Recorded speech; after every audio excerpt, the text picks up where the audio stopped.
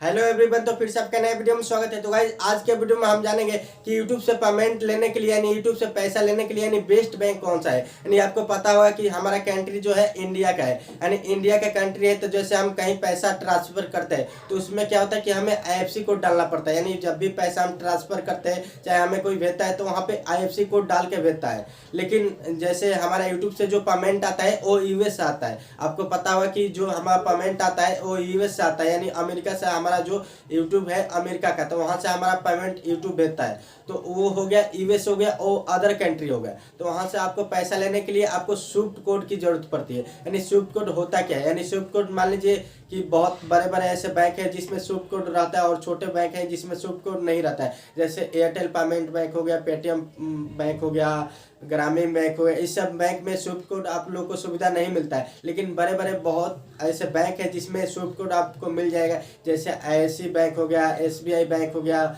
बहुत सारे ऐसे बैंक है, PNB हो गया, मतलब बहुत सारे ऐसे बैंक है बड़े बड़े। आप नेट पर सर्च कर सकते हैं कि किस मतलब बैंक में स्विफ्ट कोड आपको सुविधा मिलता है। बहुत सारे ऐसे बैंक है जिसमें स्विफ्ट कोड नहीं होता है और बहुत ऐसे बैंक होते हैं जिसमें स्विफ्ट कोड रहता है। तो आपको देखना होगा कि कौन सा मतलब 12 बैंक है, कौन सा अच्छा बैंक है जिसमें स्विफ्ट कोड उपलब्ध है। ऐसे तो मेरे पास अभी SBI का बैंक है जिसमें अभी स्विफ्ट कोड उपलब्ध है। तो यहाँ पे देख सकते हैं जितना भी मेरे घर में अभी बैंक है SBI का है, यानी SBI के यहाँ पे बैंक है मेरे घर में और उसमें स्विफ्ट कोड मिल जाता है। आसानी तरीके से स्विफ्ट कोड मिल जाता है। जैसे हम बैंक में गए थे, हमारा $10 कंप्लीट हुआ था, तो वहाँ पे हम गए थे बैंक में, तो वहाँ पे बोले थे कि स्विफ्ट कोड हमें चाहिए, तो उन्होंने कुछ पूछा भी नहीं और हमें स्विफ्ट कोड दे दिया। तो इसी क्या होता है, जैसे बहुत सारे ऐसे बैंक है जिसमें आप लोगों को स्विफ्ट कोड नहीं मिलता है। और स्विफ्ट कोड होता क्या है, जैसे मान लीजिए कि आपको पैसा बाहर से मंगाना है तो वहाँ पे जैसे पैसा भेजेंगे ना, जैसे आप ट्रांसफर कर रहे हो कहीं अदर कंट्री में, तो वहाँ का स्विफ्ट कोड आपको डालना पड़ेगा। जैसे वो लोग आपको पैसा भेज रहे तो वहाँ आपका स्विफ्ट कोड लगेगा,